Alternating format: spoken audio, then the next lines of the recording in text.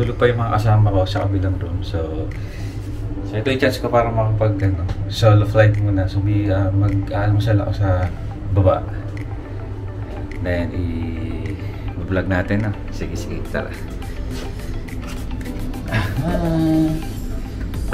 So ito guys, nga pala. Itong buttons nila, ang kulit. Ngayon rin po rito. Ayan. Ngayon sa kabilang dulo doon, meron din switch doon. So parang ano siya, vice versa. Pag sinara ko doon, i-off mo dito. Paano ba explain? Basta itong pindutan na to, pwedeng off, pwedeng on. Depende sa button sa kabila. Ayun, yun na. Lang, bininad ko lang.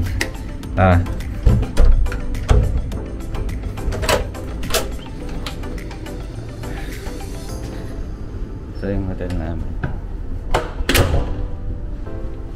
So ikot ko lang kaya. Ito siya. So ang oras ngayon ay 6:53. There, ito yung view ng hotel. So let's go. Mababa muna tayo. Try kong kumain siya sa 7-Eleven. Kasi tulog pa naman yung dalawa.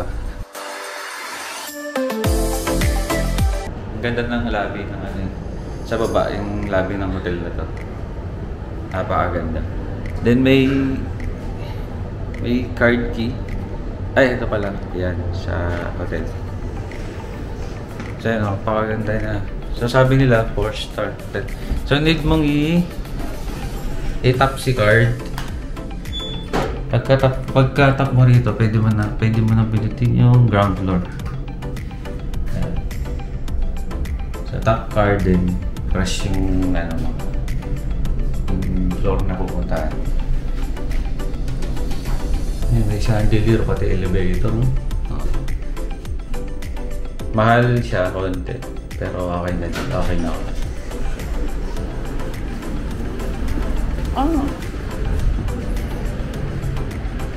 So guys, maaga pa pala.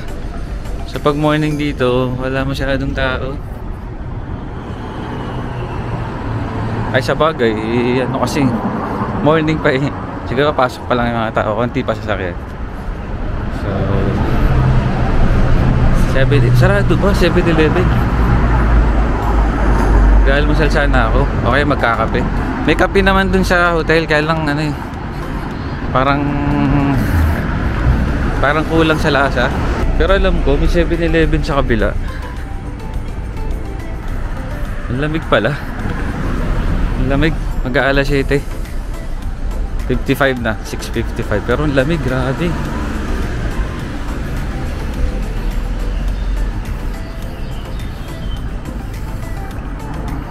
So bibili pala ako ng razor pang-ahit sa bigote.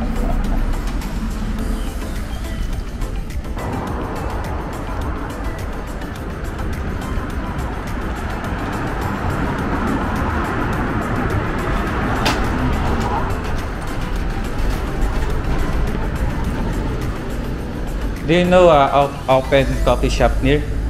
What is that? Coffee? Go straight. Here? And then Starbucks here. Okay.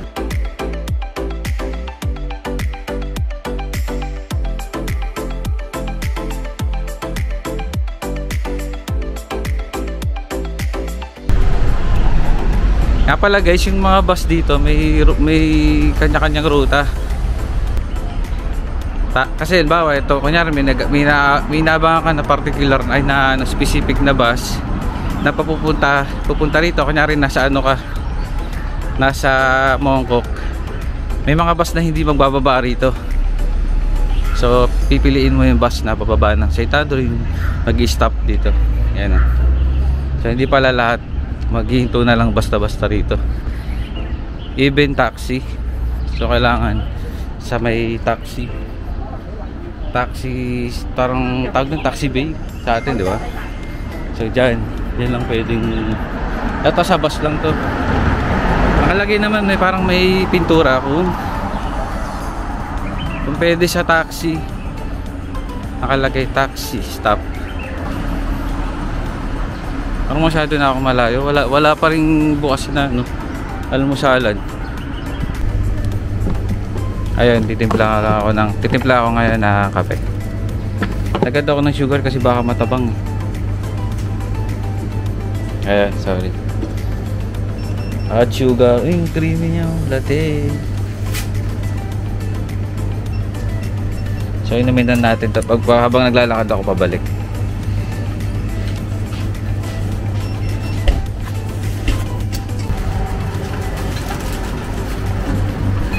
Thank you.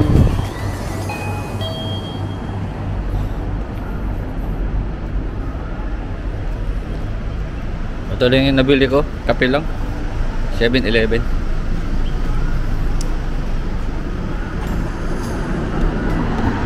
Kasi parang busy si ate. Yung yung cashier, parang busy.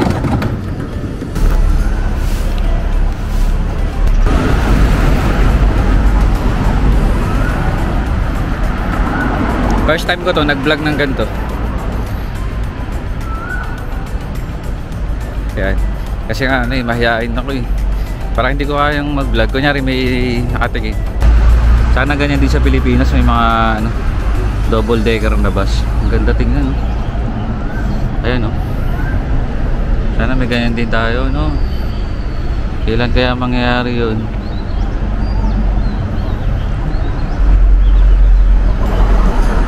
Dumadami na yung tao. Ayoko na. Bus na eh.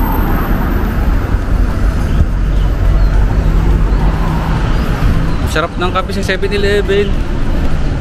Nakalain mo yun. Naubos ko. Hindi pa lang tumagal sa akin. Dito parang madali mong maramdaman kapag Pilipino. Basta hindi ko alam yun. Parang may luksyon ng dugo. Pagkas magkakatitigan kayo, kunyari si ate, pag nagkatinginan na kayo, alam na to, Pilipino to. Ang galing, no? Yung mga ganong vibes. Sabi sana yung mga napapanood kong vlog, mga suplado daw, yung mga taga Hong Kong. Hindi naman. Lalo yung may mga senior, mababait sila, mga senior dito. Hindi ko alam bakit nasabing mga daw masusugit. Pag yung pala pag matao, oo, parang nagagalit sila. Shh, parang siya, harang-harang, parang gano'n. Pero gano'n din sa Pinas, alam ko eh. Pag may nakaharang sa daanan. Sana magkaroon din ako ng lakas ng loob mag-vlog sa Pilipinas. Guys, nyo naman ako. Subscribe naman kayo. Parang awa nyo na, para makapag-vlog pa ako ng susunod. Pag makaawa yun, parang awa nyo na. Eto, eto bukas na, kanina sarado to eh. Wala. Coffee, tas bukas na rin to. Parang masyado lang ako nagmamadali. Parang gusto kong kumain dito. $40. Kaya lang in-expect ko nga pala, pag umorder pala rito, ang laki ng plating. So kanyari $40 or $2.50. Good for 2. Kaya share na lang kayo pag order dito, guys. Huwag masyadong Huwag titingnan ng mata lang. Kasi ang laki ng serving nila. Kaya kasi sa dalawa yung isang order. Sarap paglakad dito. Malamig. So yun, ang itadagdag ko lang, parang masisipag sila rito. Masisipag yung mga tao rito. Lahat ng lahi. Parang Singapore din.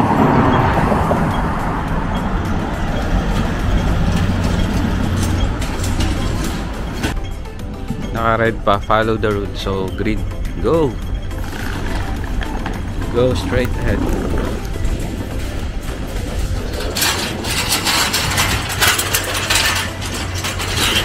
Kita nyo yung gano'n, bigla na lang sisulpot. Hindi sila galit, nagkamadali lang sila. Talagang silang busy sila.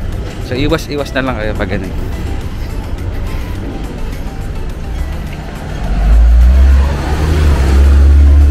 Tapos na napansin ko dito yung mga taxi nila, Corolla.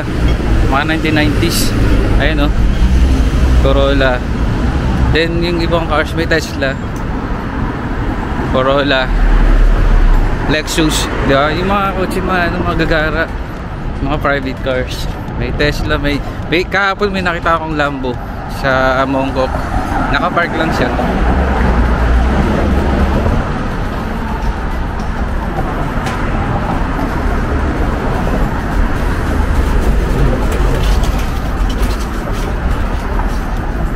Ayan na, nagbubukasan na sila. So apparently, ang bukas nila mga past 7, magbubukas na pala ito lahat. Kasi akala ko 7-Eleven, 24 hours. So hindi pala lahat. Nagsasara din yung iba. Ano na, lapit na ako sa hotel. Morning. Ito na tayo, Ramada.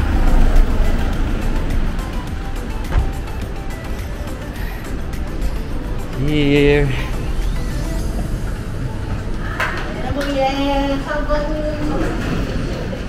Sakto. Sakto ng elevator. Tapos top ng ng curtain. 28th floor. Pagod. Parang jogging na rin yung ginawa ko. Layo. There you go. Ganda ng elevator nila. May chandelier, may CCTV, tapos may soap dispenser doon. Ayan. 28.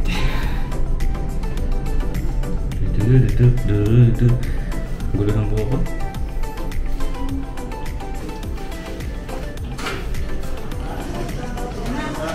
Baka po, Arbor. Harbor.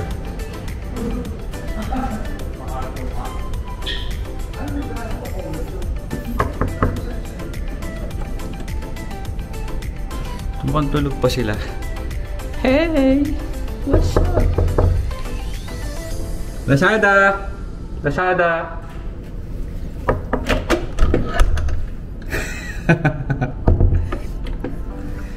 Ano, nakapag-jogging na ako. Sakit ng katawan ko. Nag-breakfast ako sa sa Kimberly. Nag-Kimberly ako. Kimberly sa Greenfield. Ay, Greenville. Sinerch mo nga nung kagabi. Alay. Nag-breakfast ka na? Oh, alay, kape lang. Wala, sarado pa mga ano. Lumabas ka na? Oh, hindi kaya. Sabi siya eh. Sobrang pagod kasi kayo. Anong oras lang? 7:30. Ay, babe, mag-charge ka na. Ayun nga pala. Bakit nag-search pala?